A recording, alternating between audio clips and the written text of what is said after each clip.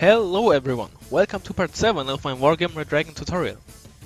Planes are completely different from any other unit, yet they use the same mechanics for the most part. The most obvious difference is the usage. Unlike every other unit, you do not have to place it where you want it and then wait for a few seconds for it to spawn. You buy it, and once you have at least one plane, the air.com tab gets opened where you can see all the planes you bought, up to a maximum of 9. In the video about deck building I talked about the different type of planes, so if you missed that, check the link in the description. So, moving on. All planes, except the North Korean B5, have 10 HP.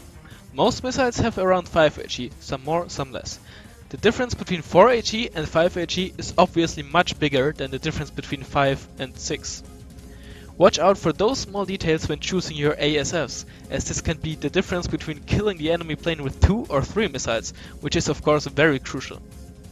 As you may have noticed, some very few planes have armor. To keep it simple, there is basically no difference between 0 and 1 armor on planes. The 1 armor does nothing.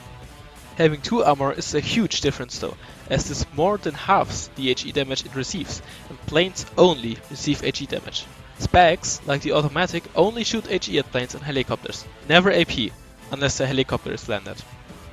Unlike ground units, planes too have a timer rather than a range for how long they can fly. The fuel has no impact on it gameplay wise, it only tells you how long it has to reload after it evacuated. Speaking of that, your plane will evacuate in 4 scenarios. The first one is when it runs out of fuel, called evac bingo. The second one is when you tell it to do so, evac ordered. And the third one is when it dropped its payload, called evac Winchester.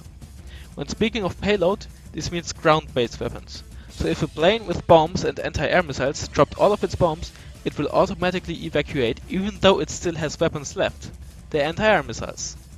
In the gameplay options you can change it so that planes never automatically evacuate when dropping their payload, if you prefer to have it that way. The fourth type of evac is also called evac ordered. It happens when your plane receives a special kind of critical hit, though honestly I do not even remember the name of that one, since this happens very rarely. Most of the stats on the plane unit cards are pretty self-explanatory.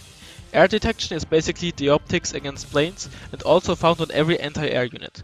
Besides seaplanes, which only detect turned on radar AA, none of them can detect ground units on their own, though they can detect helicopters that are not landed.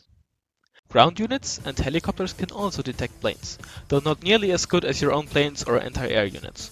Stealth on planes basically works exactly like it does on ground units. The better the stealth, the later the plane gets detected. Using planes is very simple.